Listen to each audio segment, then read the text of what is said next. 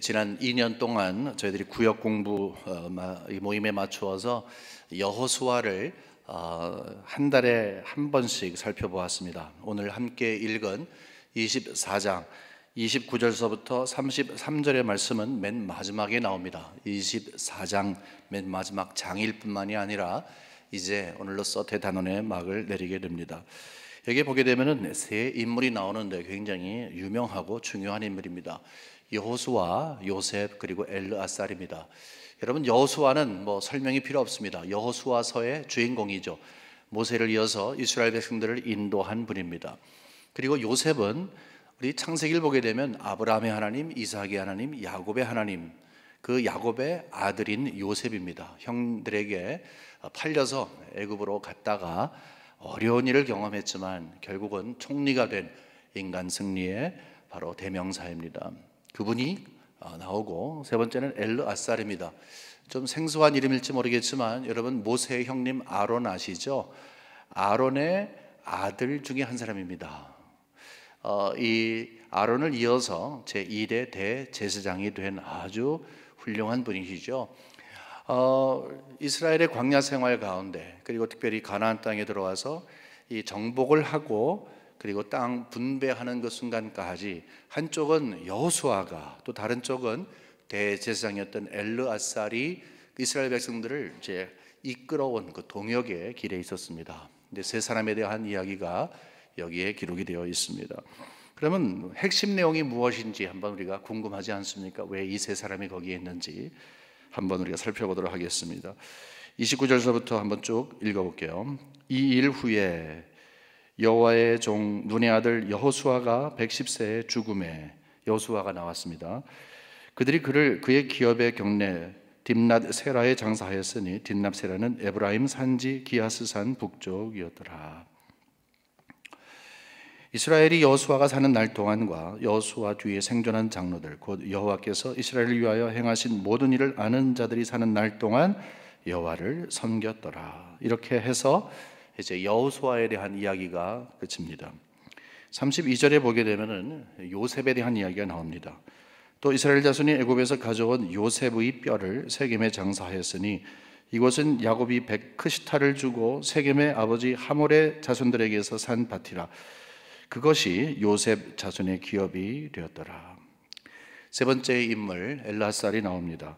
아론의 아들 엘르아살도 죽음에 그들이 그의 아들 비느하스가 에브라임 산지에서 받은 산에 장사하였더라. 자, 세 인물이 남았는데 여러분, 공통적인 것이 무엇입니까? 여기에서 우리가 무엇을 살펴볼 수가 있습니까? 그것은 세 사람 다 장사되었다는 것입니다. 장사되었다, 장사되었으니, 장사라고 하는 것은 bury하는 것이죠. 시체를 땅에 묻는 것을 이야기를 합니다. 대단한 인물들이었어요. 중요한 인물들이었습니다. 반드시 필요한 인물들이었지만 글쎄 세월의 흐름을 역행할 수가 없었다는 것입니다. 모든 사람들이 가야 하는 길을 갔다 하는 것입니다. 죽었다고 하는 것입니다. 우리는 여기서 어떤 교훈을 받을 수 있습니까? 우리 자신들을 간혹 살펴보면 영원히 살 것 같은 그런 착각 속에 빠질 때가 있습니다. 사실은 죽는다고 하는 그 말은 굉장히 거북스러운 말이에요. 왜 죽음을 이야기하는가? 하지만 거북스러워도 거부할 수 없는 진리인 것입니다. 모두가 다 두고 갑니다. 빈손으로 온 것처럼 빈손으로 갑니다. 좀 많이 배우고 많이 가졌고 유명해지고 무엇인가를 누렸다 할지라도 죽음을 피할 수는 없는 것입니다. 우리 모두는 다 그들이 갔던 길로 가야 합니다. 10년 전부터 우리 한국에 그 웰다잉이라고 하는 그런 말이 유행해요. 이게 콩글리시인데요. 이게 웰빙이라는 거 여러분 아시잖아요. 웰빙 때문에 웰빙 음식도 있고 운동도 있고 하여튼 웰빙이 막 유행했는데, 이제 웰빙, 잘 살아가는 것뿐만이 아니라 잘 죽어야 한다. 웰다잉이라는 것으로 그 생사학이라는 게 있습니다. 살생자, 죽을 사자 해가지고 죽고 사는 것을 연구하는 학문이 있는데 그 철학의 바탕으로부터 시작이 된 것인데 이것이 지금 확장이 되어서 많이 보편화가 되고 있습니다. 그분들이 주장하는 요지는 뭐냐 하면, 우리가 죽음이라는 것은 피할 수 없다. 그렇기 때문에 누구나 다 죽어야 하는데 죽음의 순간이 왔을 때 당황하지 말고 미리 준비해야 한다. 죽음이 어떤 것인지, 죽음을 어떻게 준비할 때에 주위 사람들에게 남기고 가고 또 정리할 것들이 무엇인지에 대해서 분명히 알기 때문에 그 죽음의 순간을 준비하지 않으면 너무 당황스럽고 너무 슬픔으로 가득 차 있다. 그러므로 함께 노력을 해서 죽음이 어떤 것인지를 알고 웰다잉을 준비할 때 웰빙이 된다. 그러니까 죽음의 출발점으로 해서 잘 죽는 그런 이 훈련을 하게 되면 결국은 잘 살게 되는 것이다. 그래서 삶의 전반적인 질이 높여진다. 이제 그렇게 말을 하는 것입니다. 상당히 일리가 있는 말이라 생각을 합니다. 근데 여러분, 이 본문 말씀이 그러면 우리가 모두가 다 죽는다, 그러니까 잘 죽어야 한다라는 그런 교훈 때문에 여기에 기록이 되어 있겠습니까? 마지막이라고 하는 시간이 주는 교훈이 우리는 잘 죽읍시다, 잘 살다 갑시다, 이것 때문에 하나님께서 이 말씀을 주셨겠습니까? 그거보다 훨씬 더 깊을 수밖에 없습니다. 특별히 조금 전에 말씀드린 세 사람 가운데에서 맨 첫 번째 여호수아, 그 다음에 요셉, 엘르아살인데 그 가운데 요셉이란 인물이 등장하는 것이 굉장히 흥미로워요. 그 이유를 우리가 잘 살펴보면 전체적으로 우리가 하나님께서 말씀을 통해 주시는 교훈을 제대로 받을 수가 있습니다. 여호수아하고 엘르아살은 그냥 그때 그 사람이에요. 역사서인데 이게 여호수아 역사서거든요. 쭉 훑어가다 보게 되면은 이런 일을 하고 죽었다. 이것은 뭐 너무 당연한 일인데 요셉이란 사람은 그 동시대 인물이 아닙니다. 훨씬 전에 있던 사람이에요. 출애굽을 했잖아요. 지금 여리고에 들어오기 전에, 아니 요단강을 건너서 우리가 약속의 땅에 들어오기 전에, 광야 생활을 하기 전에 출애굽을 했는데 그 시간서부터도 300년 정도 전에 살았던 인물이에요. 그러니까 오래전에 살았던 사람이에요. 아니 어떻게 된 일이지? 왜 거기에 갑작스럽게 요셉이 장사된 게 있습니까? 거기에는 이유가 있습니다. 요셉이라는 인물이 굉장히 흥미로운 인물인데, 요셉이 죽기 전에 그 이스라엘 백성들한테 이런 부탁을 했어요. 여러분, 내가 죽었으면 죽습니다. 그런데 하나님께서 약속한 것이 있는데 그 약속을 지키시는 하나님이어서 나는 그 약속에 맞추어서 여러분께 부탁드릴 게 있어요. 그랬어요. 그 약속이라는 건 뭐냐 하면, 시간이 언젠지 모르겠지만 몇백 년 흐른 다음에, 뭐 그때는 몇백 년인지 몇천 년인지 몰랐을 거예요. 언젠가 시간이 많이 흘러서 애굽 땅에 살고 있는 이스라엘 백성들이 출애굽을 할 것입니다. 애굽을 탈출할 것입니다. 그 목적은 약속의 땅에 들어가는 것입니다. 근데 약속의 땅에 들어가는 그 모든 과정 속에 저를 좀 기억해 주세요. 내 뼈가 지금 이 땅에 묻지만 내 해골을 꺼내서 제발 약속의 땅에 묻도록 좀 도와주세요. 이런 부탁을 했어요. 신실한 부탁이었기 때문에 모세가 해골을 추려서 출애굽합니다. 40년 광야 생활 계속해서 해골을 가지고 가닙니다. 이제 약속의 땅에 들어와서 가나안 땅에 들어와서 바로 거기에서도 이스라엘 백성들은 계속해서 그 요셉의 뼈를 가지고 다니다가 시간이 돼서 쉐겜이라는 곳에 그것을 묻게 됩니다. 여러분, 여기에서 우리는 질문을 얻게 돼요. 과연 요셉이 왜 그런 생각을 할 수 있었을까? 여러분, 창세기 28장에 보게 되면은 우리가 찬송가를 부를 때 야곱이 잠 깨어 일어난 후 돌베개 돌단을 쌓은 것 본받아서 그 돌베개 자고자 아시잖아요. 사닥다리가 하늘로부터 쭉 내려와서 천사들이 왔다 갔다 한 그 장면 아시잖아요. 그 장면이 28장에서 그게 누구냐면 그 아버지, 요셉의 아버지 야곱의 때에 있었던 일이에요. 근데 바로 그 28장 13절에 보면 이런 말씀에서 약속을 주세요. 약속을 주실 때 또 본즉 여호와께서 그 위에 서서 이르시되 나는 여호와니 너의 조부 아브라함의 하나님이요 이삭의 하나님이라. 내가 누워있는 땅을 내가 너와 내 자손에게 주리라. 지금 너 거기 누워있지? 지금 그 땅 너하고 자손에게 줄게 그랬어요. 우리가 이미 살펴봤습니다마는 바로 그곳에 아브라함도 묻히고 그 선조들이 묻혔어요. 그 약속을 받은 거예요.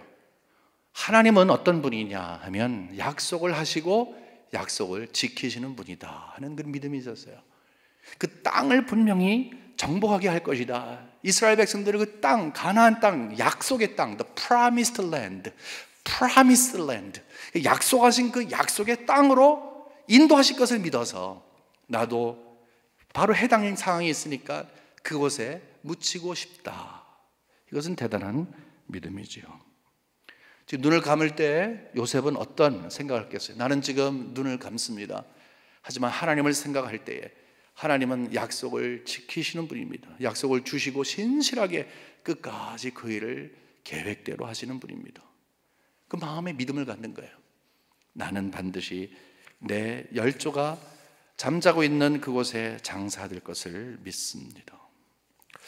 여러분, 우리는 마지막이라고 하는 시간이 있을 때 모두가 다 이 하나님께서 나에게 주시는 그 믿음의 분량 가운데 내 눈에 하나님이 약속하신 것이 다 이루어지지 않는다 할지라도, 내 생명이 끝나도, 내가 죽음으로 차가운 시체가 되고 주검이 된다 할지라도 하나님은 그 약속을 계속해서 이루어 가시는 신실한 분인 것을 믿는 믿음이 있어야 합니다.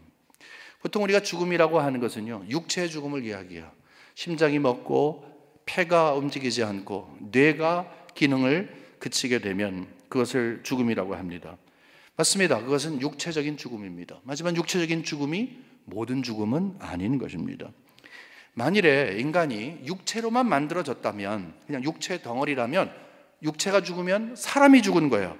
하지만 육체적인 죽음은 죽음의 일부일 뿐입니다.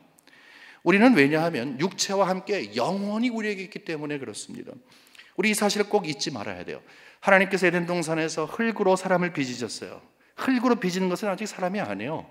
하지만 훅 하고 하나님의 그 생기를, 호흡을 불어 넣으시니까 사람이 된 거예요. 육체와 우리의 영혼, 이 두 가지가 합쳐져서 사람이 된 것입니다. 어떤 사람이 죽었어요. 이제 숨을 멈췄어요. 모든 기능이 끊어졌어요. 이제 육체적인 죽음을 죽은 것이죠. 하지만 그것은 사실은 영혼이 그를 떠난 것입니다. 흙으로 만들어졌기 때문에 이제 흙으로 가서 썩어야 할 몸이 된 것입니다. 하지만 영혼은 영원히 죽지를 않습니다. 여러분 잘 아시잖아요. 우리는 예수 그리스도를 믿어서 영생의 복을 얻어서 하나님을 찬양하는 천국에 들어가서의 삶이 있고, 그렇지 않으면 지옥에 들어가서 죽고 싶어도 죽지 못하는 그 형벌 속에 영원한 형벌을 받게 되는 것이죠. 그러니까 나는 없어지는 게 아니에요. 나는 있는 거예요. 자, 이것이 우리가 죽음에 대한 개념이 분명하게 있어야 되는 이유인 것입니다. 왜냐하면 성도들이, 우리 모두는 다 아까 웰빙, 웰다잉 그랬는데, 그 사람들이 이야기하기 이전에 우리는 우리의 삶에 대해서 너무나 잘 알아요. 우리는 약속을 받았어요. 어떤 약속을 받았냐면 예수를 믿으면 영생을 얻는다 받았어요. 영원히 죽지 않고 산다. 여러분 생각해 보세요. 영생 여러분 살아보셨어요? 영생이 손에 있어요? 어디에 있어요? 아니, 작년에 돌아가신 분, 10년 전에 돌아가신 분 아직 영생 얻지 못했어요. 하지만 우리가 약속을 받은 것이죠. 우리는 죽어요. 우리 열조들이 돌아간 길로 가야 돼요. 할 수 없어요. 하지만 눈을 감을 때 불안해서 죽는 게 아니죠. 하나님은 약속을 하시고 약속에 신실하기 때문에 그 약속을 이루어 가시는 철저한 하나님의 지혜와 능력으로 이루어 가시는 것을 우리는 알고 있는 거예요. 그래서 편안하게 눈 감을 수 있는 거예요. 확인하지 않아도 되는 거예요. 예수 그리스도를 믿는 우리는 복음의 파워를 믿기 때문에 그래요. 우리가 세상 살면서 우리 죄를 다 용서하시고 우리를 품어 우리를 목자로 인도하시는 그분이 너무너무 감사하지만, 정말로 감사한 것은 죽음의 문턱 앞에 섰을 때 우리 한 번만 딱 넘어가게 되면 죽음인데, 죽음은 두려운 것이 아니라 새로운 삶의 시작이다. 짧은 이 세상이 아니라 영원히 사는 것의 출발점이다 라고 할 때 우리는 아멘, 감사합니다 라고 하는 거예요. 그래서 믿음의 동역자들, 우리가 믿음의 선배들, 죽음을 죽을 때요, 주님께서 부르실 때 아멘 하면서 달려가는 분들이 있어요. 너무 아름다워요. 믿음 때문에 그렇습니다. 그렇기 때문에 우리는 목자 되신 주님께서 이 세상 살아가면서 푸른 초장 쉴 만한 물가로 인도하시는 것도 맞지만, 사실은 맨 마지막까지 인도하시고 음침한 사망의 골짜기를 건널 때에 우리를 인도하세요. 그래서 저 나라로, 영원한 나라로 우리를 인도하시는 거예요. 여기에 놀라우신 하나님의 은혜가 있는 것입니다. 그래서 우리는 이 세 사람의 신앙의 고백에 함께 고백할 수가 있어요. 이 세 사람, 여수와 요셉, 엘르아살, 이 세 사람은 하나님이 약속하신 곳에, 그곳에 결국 묻히게 됐어요. 세 사람의 경험은 뭐냐면 약속하시고 이루어가시는 그 하나님으로 믿었어요. 여호수아의 입장을 보세요. 알겠어요. 내가 어떻게 합니까? 걱정하지 마. 내가 함께 할게. 그걸로 시작하지 않았어요? 함께 하셨잖아요. 약속하셨잖아요. 이 전쟁 어떻게 할까요? 내가 싸울게. 약속해 주셨잖아요. 이거 어떻게 할까요? 내가 할게. 약속해 주신 하나님. 눈을 감을 때 마음속에 확신을 갖고 감는 거예요. 그 확신 속에 우리를 초대하는 거예요. 마지막이 다 있지만 하나님은 약속을 지키시는 분입니다. 하나님은 반드시 그것을 이루시는 분입니다 라고 그는 죽어서도 우리에게 말하고 있는 거예요. 하지만 죽기 전에 여호수아는 이스라엘 백성들을 모아놓고 유언을 남겼어요. 이게 24장 전체입니다. 우리는 세 번에 걸쳐서 여기에서 이것을 24장을 나누어서 설교를 한 적이 있어요. 여기 보게 되면 놀라운 은혜가 있어요. 유언을 남기는데요, 여호수아는 자기가 믿는 그 하나님, 나는 조금 있으면 죽어. 그렇지만 내가 죽은 다음에도 하나님은 약속을 계속 이뤄가실 분이신데 당대 내 때만이 아니라 여러분에게도 그런 믿음이 있기를 원합니다. 하나님은 변치 아니하시는 분입니다 라고 하며 그 하나님을 애써 정말 뜨거운 마음을 갖고 소개하는 모습이 여기에 있습니다. 그냥 말을 던진 게 아니라 유언을 하면서 네 번에 걸쳐서 사람들의 답을 얻어내요. 첫 번째 뭐냐면, 나와 내 집은 하나님만 섬기겠다. 너희를 어떻게 할래? 하나님만 섬길래? 아니면 우상도 섬길래? 그 사람들이 쫙 모여갖고 하나님을 섬기겠습니다 하겠어요. 얼마나 좋아요. 두 번째는 뭐냐 하면은 이런 말을 했습니다. 내가 가만히 보니까 너희를 여호와 섬기지 못할 것 같다. 그러니까 아닙니다. 모두가 다 웅성웅성 아닙니다. 우리는 여호와만 섬길 것입니다. 또 세 번째 이런 얘기를 합니다. 너희들 지금 하나님께 약속을 했는데 너희들이 약속의 증인이 될 수 있어? 정말 그거 지킬 수 있어? 그러니까 그렇습니다.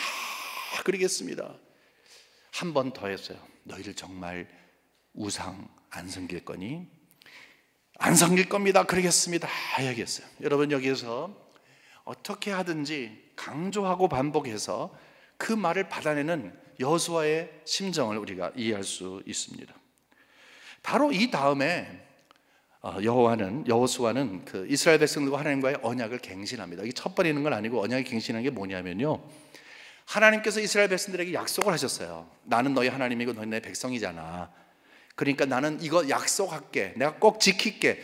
너희들도 지켜라 해서 서로 약속을 하는 게 바로 언약이에요. 그것을 모세와 이스라엘 백성들과의 관계를 통해서 이미 언약을 체결했지만 다시 그것을 갱신하게 됩니다.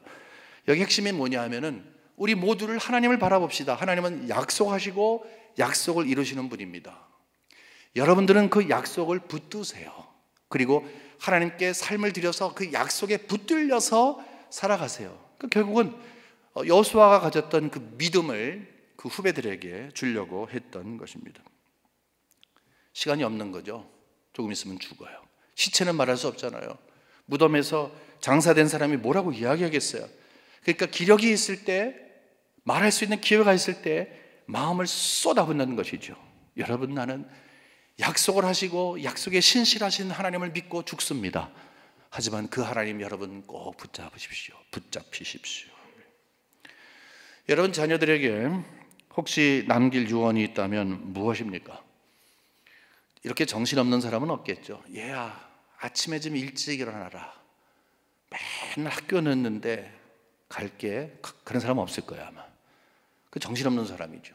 정말 소중한 것을 얘기할 때, 얘야, 너희들 돈 많이 벌어서 이왕이면 큰 집에 살아라. 가난 너무너무 이거 지겨운 거다. 그리고 가시겠어요? 여러분, 뭐라고 말씀하시겠어요? 무엇이 가장 중요한 것이겠어요? 여러분, 가장 중요한 것 중에 중요한 것은 우리 신앙인들은 신앙의 유산을 남겨주는 거예요. 그렇잖아요? 신앙의 유산이에요. 그 신앙의 유산 가운데서도 여호수아의 심정을 따지면, 나는 지금 내가 죽지만 그 하나님은 항상 약속을 지키시는 분인데, 우리 자녀들이 약속을 지키시는 하나님을 철저히 믿을 수 있다면, 붙잡힐 수 있다면, 붙잡아 갈 수 있다면, 여러분, 그것보다 더 좋은 게 뭐가 있겠어요? 우리의 바람은 그렇지만 항상 현실은 다를 때가 있습니다. 그것이 우리의 마음을 아프게 할 때입니다. 여러분, 여호수아예요. 여호수아가 그 존경을 받고 대단한 인물이었던 그가 이스라엘 백성들 모아놓고 4번이나 확인하고 언약을 갱신한 다음에 절대로 믿음을 가져라 라고 했지만 그 믿음이 오래 가지는 않았습니다.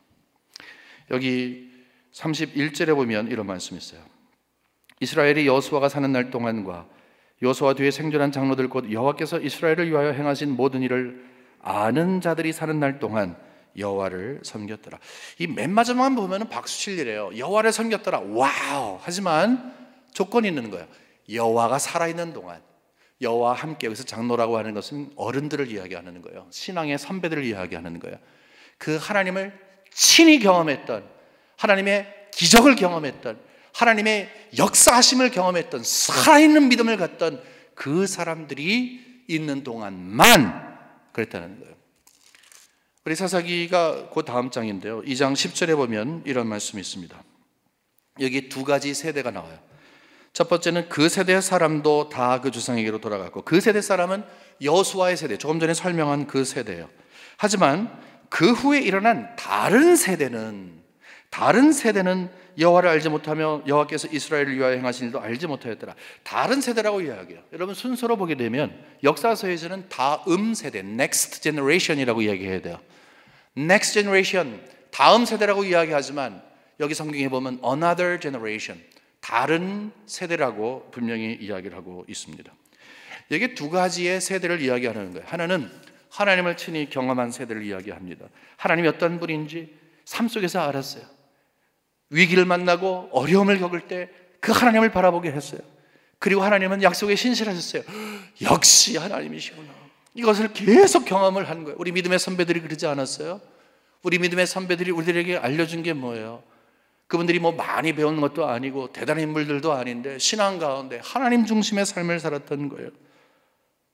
근데 그 세대가 지난 다음에 another generation, next generation이 아니라 다른 세대가 different generation, 별다른 세대가 온 거예요. 육체와 혈통으로서는 같은 세대예요. 육체와 혈통으로서는 하나님을 알아요. 그들도 제사 제도도 있고요, 절기를 지키는 것도 있고요, 그리고 성전도 그들에게 있어요. 그런데 전혀 다른 세대예요. 물려받은 종교 문화는 있는 거예요. 겉모습은 있어요. 하지만 속은 다른 거예요. 그것을 하나님을 알지도 하나님의 행한 일을 모른다, 이렇게 이야기를 하고 있는 것입니다. 하나님을 경험하지 못하는 거예요. 이전에 위험성이 있었어요. 가나안 땅에 들어와서 하나님도 섬기고 이방인도 섬기는 그런 일이 있었어요. 그러니까 하나님만 섬기지 못했다는 거죠. 그러니까 여호수아가 나와 내 집은 하나님만 섬기겠다. 너희를 어떻게 할래? 우상 섬길래? 하나님 섬길래? 조금 전에 확인받았던 거 있잖아요. 그 가운데 우상으로 갈래? 하나님에게로 올래? 그것이 굉장히 중요했던 거예요. 근데 시간이 흘러서 결국은 그들은 믿음에 있어서 전혀 다른 세대가 된 거예요. 거짓 믿음이죠. 하나님을 경험하지 아니하는 것은 거짓 믿음이에요. 하나님에 대해서 아는 것은 그거는 죽은 믿음이에요. 그런데 여기 19절에 나가보면요, 역시 사사기 2장 19절에 나가보면 또 다른 세대 하나를 이야기해요. 그 세대는 어떤 세대냐면 패역한 세대예요. 아주 노골적으로 우상을 섬기는 그런 세대예요. 하나님을 떠난 세대라고 이야기해요. 믿음으로부터 완전히 등 돌린 세대를 이야기하죠. 자, 이 세 세대를 이야기합니다.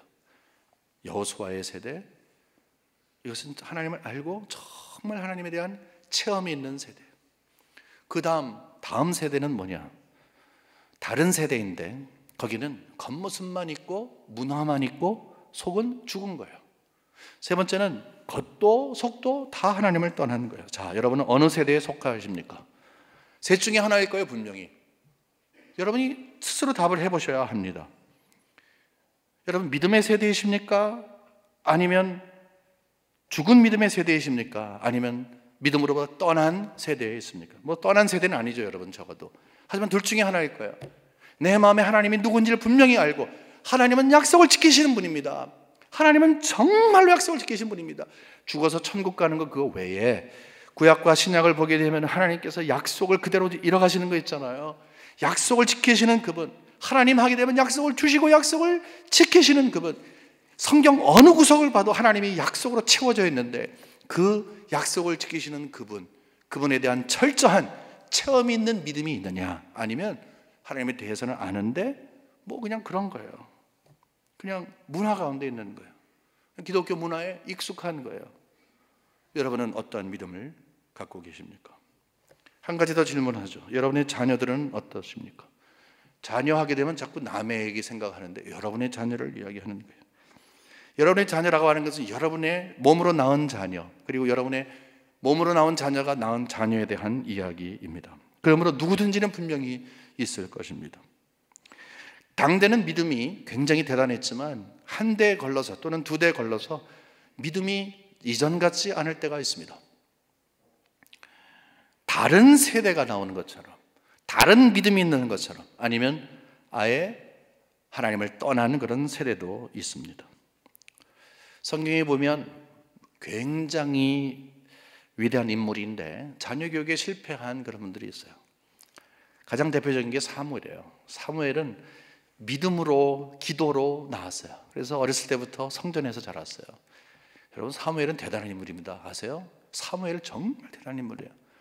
첫 왕에게 이렇게 기름 부었잖아요. 그렇죠? 그 다음에 다윗에게도 기름을 부었잖아요. 다윗 이것뿐만이 아니라 하여튼 사무엘은 대단한 인물이에요. 그런데 그는 은퇴한 다음에 나는 기도하는 죄를 쉬지 않겠다, 말씀과 기도에 능한 사람이었어요. 능력의 사람이었어요. 한 가지 못했어요. 자녀 교육을 못했어요. 신앙의 교육을 못했어요. 백성들이 왕을 달라고 이야기를 합니다. 이 사무엘은 거의 왕, 제사장, 선지자 이 역할을 다 감당한 사람이거든요. 그러니까 물론 옆에 있는 나라의 왕제도가 너무 좋아서 흉내 내려고 하는 것도 있었지만 사람들이 수근수근 하는 거예요. 사무엘의 아들이 우리를 통치해? 그럴 수 없어. 그래서 노골적으로 이야기해요. 당신의 아들은 우리의 지도자가 될 수 없습니다. 얼마나 마음에 정말 빗을 꽂는 이야기예요. 안 그래도 힘든데. 아론의 두 아들은 글쎄 제사를 제대로 드려야 하는데 그러지 못해서 불로 죽었어요. 불로. 그래서 아까 말한 그 제사장은요, 셋째 아들이에요. 첫째, 둘째가 죽었기 때문에. 여러분 보세요. 자녀 교육의 문제에 있어서는요, 우리가 남에게 얘기 잘 못해요. 어떻게 남의 아이를 함부로 이야기할 수 있겠어요? 참 쉬운 거 아니에요. 교회 생활 아무리 오래 해도, 직분 대단한 거 받아도 자녀 교육의 문제는 문제로 남아 있어요. 그런데 자녀 교육을 위해서 우리가 먼저 최선을 다할 것은 교회가 최선을 다해야죠.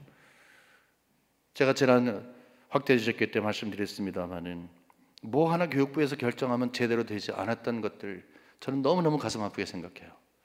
그런 거 앞으로 있으면 안 됩니다. 헤브론세일 그때 제대로 하기 위해서 2016년도에 시작을 했는데 뭐가 무슨 문제인지 이리 걸고 저리 걸어서 그게 잘 안 됐어요. 그러면 안 됩니다, 여러분. 교회에서는 최선을 다해서 우리 아이들에게 모든 것을, 좋은 것을 공급해요. 장소뿐만이 아니라 정말 2018년도서부터는 아이들의 교육을 위해서 최선을 다하려고 합니다. 말만이 아니라 정말 최선을 다할 것입니다. 여러분 협조해 주십시오. 하지만 자녀 교육을 위해서 교회가 최선을 다한다고 해서 모든 것이 다가 아닙니다. 올해 종교개혁 500주년을 맞았는데 그 중심이 되는 루터가 이렇게 이야기했어요. 이제 진정한 신앙생활이 어떤 것인가라는 걸 보면서 교회 중심으로 있던 것에서 절대로 그러면 안 됩니다. 가정이 교회와 같아야 합니다. 우리 모두는 다 부모들에게 제사장 직분을 주셨습니다. 우리는 왕 같은 제사장들 아닙니까? 가정이 교회 같아야 합니다. 아이들의 신앙의 교육은 부모가 하는 것입니다. 교회에 의탁하지 마십시오 라고 시작을 했어요. 칼빈도 마찬가지예요. 그래서 결국은 청교도, 여러분 아시잖아요. 청교도 하게 되면 단순한 거룩한 삶이 아니라 자녀 교육하면 청교도예요. 청교도의 정신 중에 가장 중요한 것이 뭐냐 하면 자녀의 신앙교육의 책임은 나에게 있다, 우리 부모에게 있다라고 생각하는 것입니다. 함께 협조하는 것이죠. 여러분 혹시나 여러분의 자녀들에 대해서 우리가 최선을 다해야 하지만 이 시간에 적어도 여러분의 마음속에 다짐을 하셔야 돼요. 이제 2018년도가 내일부터 시작을 하는 거죠. 이제 달라져야 할 텐데, 여러분, 가정이 달라져야 하는 가장 중요한 거 있잖아요. 제가 가정에 솟는 샘물, 이거 벌써 몇 년째예요. 왜 그렇게 여러분의 가정 예배에 대해서 강조하시는 줄 아세요? 한 달에 10분, 일주일에 10분, 평생 가는 교육이에요. 거기에서 진지한 모습으로 찬양하고 기도하며 함께 우는 그 모습, 평생 가는 교육이 되는 거예요. 그러므로 여러분, 자녀를 두신 분들, 우리 자녀뿐만이 아니라 손주를 두신 분들, 이 사명을 인정하고 받아들이십시오. 그런데 문제는 뭐냐 하면 마지막이라는 순간이 언제 올지 모른다는 거예요. 그냥 우리는 매일 덤으로 살아가는 거예요. 이런 눈을 감게 될 때 갑작스런 무슨 일이 있잖아요. 뭐 병이 들 수도 있고 무슨 사고 날 수도 있고, 그럴 때 편안하게 눈 감을 수 있으세요? 어느 때 편안하게 눈 감을 수 있어요? 우리는 조건이 있는 거예요. 살아계신 하나님을, 그 역사하시는 그 하나님, 약속하시는 그 하나님을 내가 믿는 만큼 우리 자녀들에게 잘 양도한다면 그것이 우리의 마음 아닙니까?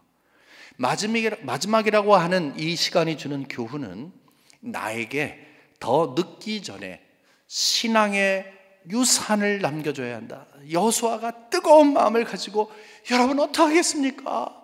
하나님을 섬기겠습니까? 우상을 섬기겠습니까? 라고 한 것처럼, 그래서 하나님을 섬기겠습니다라는 답을 받으며 마음속에 안심했던 것처럼 그래야 되는 것 아니겠습니까? 그래서 여러분, 구체적인 실천 방안을 몇 개 제시하고 싶습니다. 우리 모두는 다 자녀 교육하면 자유하지 않아요. 하지만 여러분, 좀 민낯으로 하나님 앞에 우리가 서야 합니다. 먼저 우리는 자녀들에게 하나님을 섬기는 삶의 모범을 보여줘야 돼요. 여러분, 하나님을 섬기는 모범을 보여줘야 돼요. 말만 하지 마십시오. 야, 하나님 이렇게 믿어야 돼, 저렇게 믿어야 돼. 여러분, 아이들은요, 잔소리는 도리어 하나님으로부터 멀게 합니다. 아이들은 알게 모르게 부모님으로부터 배운 대로 따라갑니다. 신앙도 마찬가지예요. 주일이면 당연히 우리 이곳에 와서 하나님 앞에 예배드리고 기쁘고 겸손하게 봉사하고, 주중에서도 삶의 가치가 무엇이 있는가, 우리 부모는 어디에 가치를 두고 있는가, 그것을 배우는 거예요. 어떻게 하든지 말씀과 기도에 전무하면서 영적 성장을 위해서, 거룩한 삶을 살기 위해서, 경건을 위해서 몸부림치고 있는 모습을 보이면 그것이 우리 아이들에게 나중에 평생토록 지워지지 아니하는 교훈거리가 된다는 거예요. 보여주는 교육은 파워풀합니다. 여러분, 항상 하나님의 말씀이 약속인데 약속을 붙들고 간다는 것은 우리가 약속을 붙드는 모습을 보여야 될 거 아니에요. 나는 그러지 않으면서 얘들아 말씀 붙잡아라. 제가 우리 청소년들 이 사역을 꽤 오래 했습니다.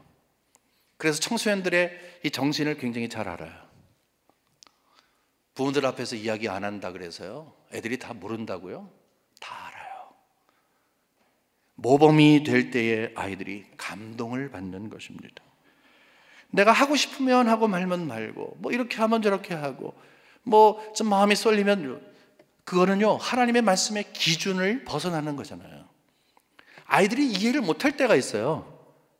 이해를 못하죠. 아니 어떻게 아빠는, 어떻게 엄마는 저렇게 맨날 교회 가서, 아니면 어떻게 저렇게 헌신하고 그래. 여보, 바보 같으세요?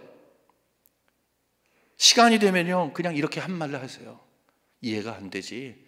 하나님의 말씀이 그렇게 하라고 하니까 하는 거야. 나머지는 성령께서 다 그냥 알아서 하세요.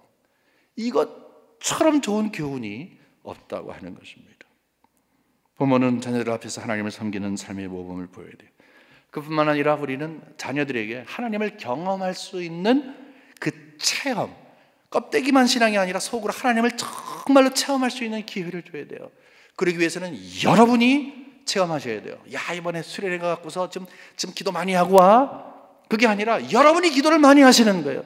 여러분이 삶 속에 하나님을 만나는 거예요. 그것이야말로 가장 좋은 효과 있는 교육이라는 것입니다. 여러분, 아브라함과 이삭의 관계 아시잖아요. 아브라함이 하나님이 정말 이 100세가 돼갖고서 아이를 주셨는데 정말 애지중지 얼마나 귀해요. 근데 하나님이 좀 실수하셨어요. 사실은 그 바치라고 하는 거예요. 바치는 게 그냥 목사대요 바치, 그게 아니라 제단에 놓고 꽁꽁 묶고 칼로 죽이고 태워서 나를 기쁘게 해라 한 거예요. 근데 이삭의 입장에서 있어서 보세요. 아들의 입장에서. 이 할아버지가 이게 아버지죠. 돌았나? 자기를 꽁꽁 묶고서 칼을 시퍼런 칼을 들고 정말 찌르려고 그래. 여러분 이거는 정말 이건 충격입니다. 트라우마예요. 평생 갔을 것 같아요. 아무래도. 얼마나 대단한 일이에요. 어떻게 그럴 수가 있어요. 그러나 바로 거기에서 우리는 평생토록 성경에 나오는 여러 인물 가운데 가장 온유한 마음, 부드러운 마음을 가진 사람의 대명사가 아브라함에 의해서 죽을 뻔했던 이삭인 것을 알아요. 마음에 상처가 없었어요. 이렇게 꼬부라진 게 없었어요. 그리고 왜 그런 줄 아세요? 이유는 한 가지예요. 이 아버지가 자기를 칼로 들어서 죽이려고 하는데 바로 그때 하나님이 말씀하신 거죠. 됐다! 중단해라. 내가 내 아들보다 나를 사랑하는 것을 내가 이제 알았다. 양이 있으니까 그 양을 갖고 제사를 드려라. 아이고 살았구나. 여러분 이게 죽음을 면했구나. 이 정도로 끝났겠어요? 엄청난 충격을 받았겠죠. 우리 아버지는 하나님을 나보다 더 사랑하는구나. 그래서 저 칼을 들고 그랬구나. 그런데 하나님께서는 그것을 아시고 더 풍요한 것으로 주셨구나. 여러분 그게 체험신앙이에요. 하나님 이거 왜 그러십니까? 우리 아들이 귀한 아들인데 안 됩니다. 그러면 그거 배우는 거예요. 내가 하나님보다 더 귀하구나. 하나님보다 더 귀한 것은 없다고 하는 그 교훈을 아브라함은 칼을 들어 찔른 거예요. 그리고 내가 너를 믿음의 조상으로 만들겠다 말씀한 거예요. 여러분 하나님을 제대로 만나지 않으면 그 신앙은 언젠가 오그라지고 넘어집니다. 그 신앙이 가장 무너지는 것이 대학교 간 다음입니다. 여러분을 통해서 하나님을 경험하도록 해야 되는 거예요. 여러분 그래서 불 붙여갖고서 그 아이에게 불 붙게 하는 게 아니라 여러분이 거듭나야 되는 거예요. 환경이 있어요. 환경에 휩쓸리지 않고 환경으로 이기려는 것이 아니라 하나님을 환경 가운데서 사랑하고 하나님을 두려워하고 어떤 환경이 있는지 흔들림 없이 인간적인 방법 내려놓고 하나님을 신뢰하는 마음을 갖고 있잖아요. 그거 최고의 선물인 것입니다. 왜 그래요? 나는 지금 약속을 지키시는 하나님을 믿고 그냥 그래서 죽어. 그냥 죽는 거예요. 그냥. 그렇지만 그 하나님이 여러분이 돌아가신다 할지라도 그 하나님을 소개할 수가 있기 때문에 그런 거예요.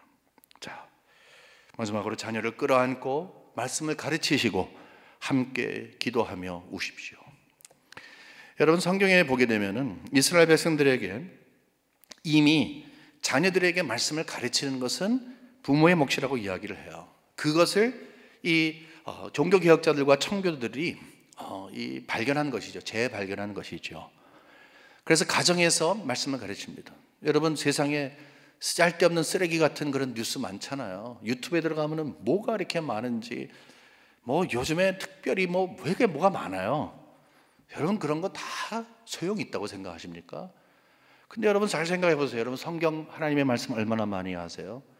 성경 하면 그거는 누구나 특정한 사람들이 한다 그러는 거예요.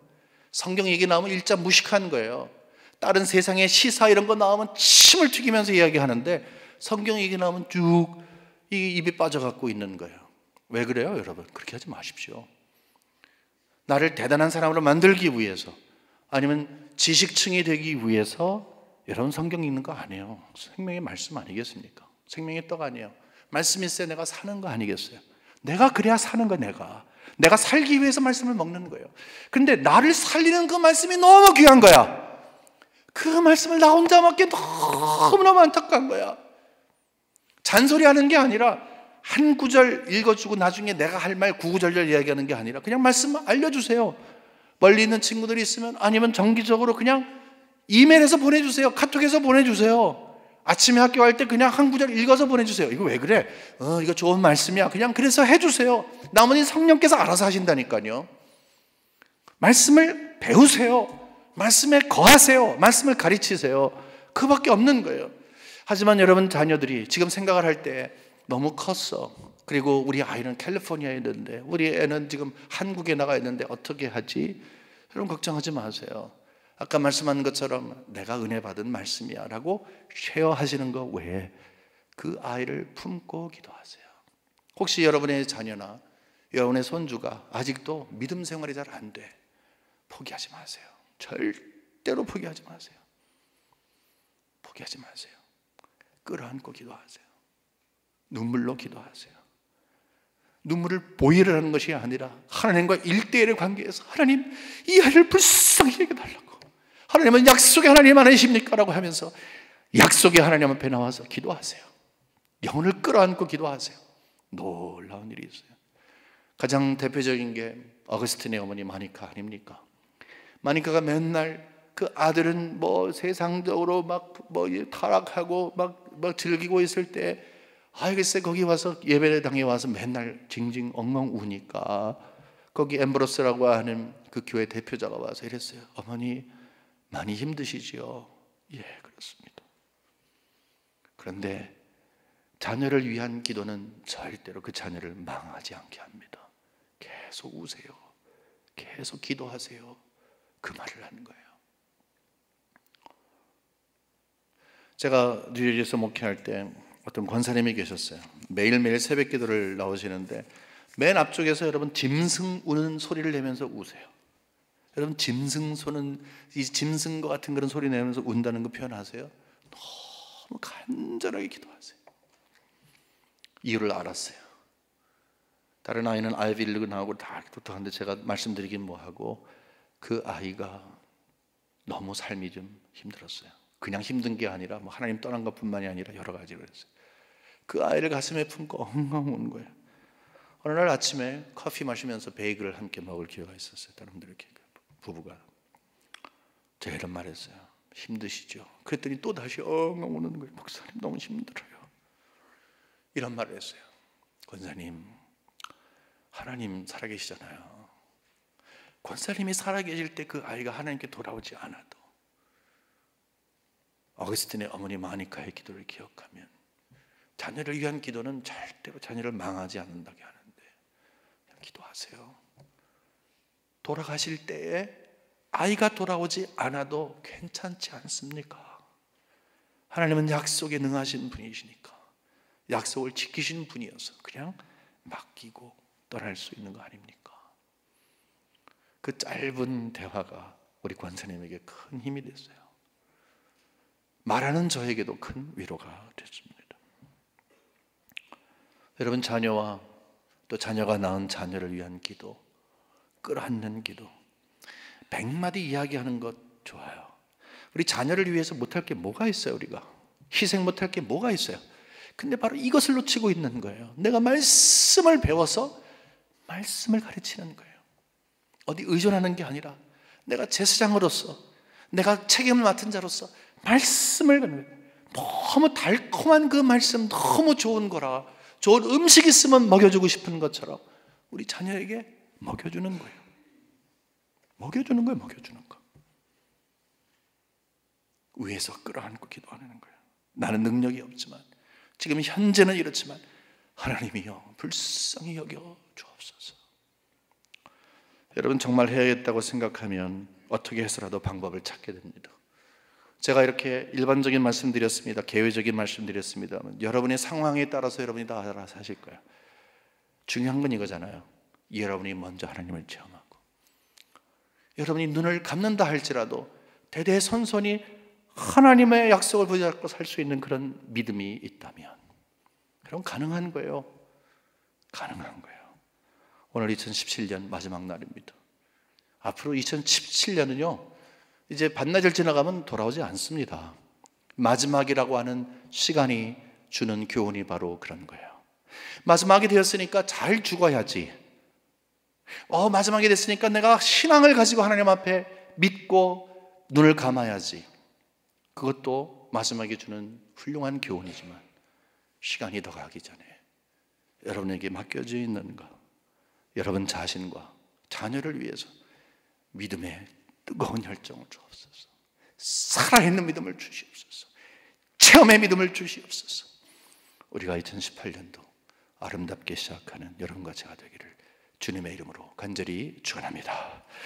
하나님 아버지, 감사합니다. 지금까지 지내온 것 다 하나님의 은혜인데 우리가 다 알고 있는 것처럼 또 2017년도 이것을 중단하고 2018년도를 맞지 않게 도와주옵소서. 마지막이라고 하는 교훈을 받게 하여 주옵소서. 예수님의 이름으로 기도합니다. 아멘.